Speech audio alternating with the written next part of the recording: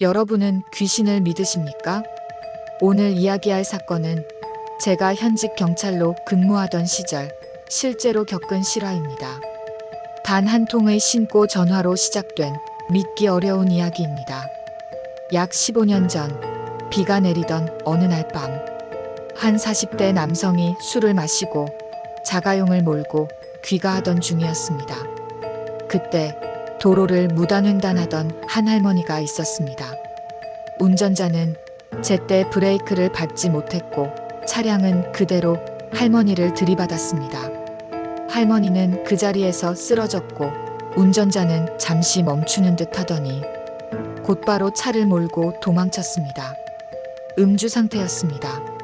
명백한 뺑소니 사건이었습니다. 남성은 두려움에 떨며 친구에게 전화를 걸었습니다. 야, 큰일 났다. 나 사람을 쳤어. 술도 마셨는데.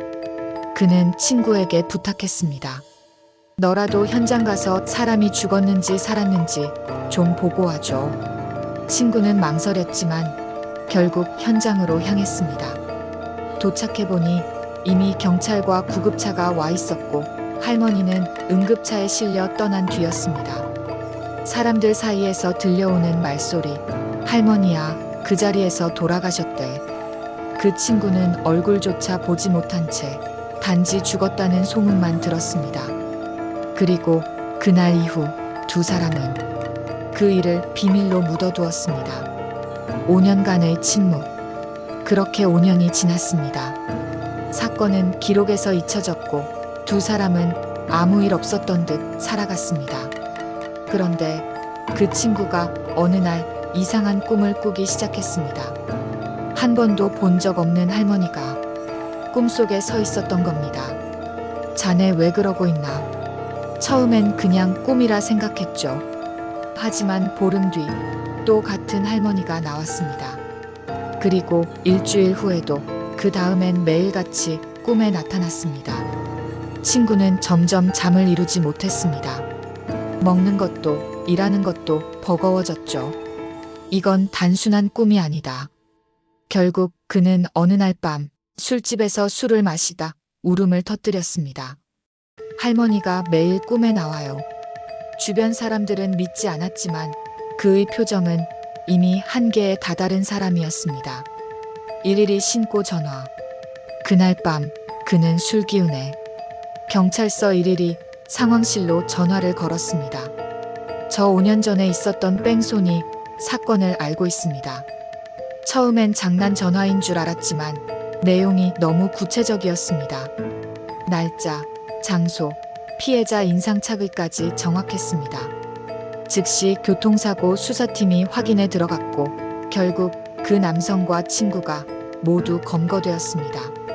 운전자는 음주운전 후 뺑소니, 친구는 사후 은닉방조로 입건됐습니다. 사건이 마무리된 뒤 우리 경찰서 안에서는 며칠 동안 이 이야기가 화제였습니다. 할머니는 왜 운전자가 아닌 친구에게 나타났을까? 운전자는 할머니 얼굴을 직접 봤습니다. 하지만 꿈에는 단 한 번도 나타나지 않았습니다. 오히려 얼굴조차 몰랐던 그 친구의 꿈속에만 반복적으로 나타났던 겁니다. 그 친구는 구속되기 전 저에게 이런 말을 했습니다.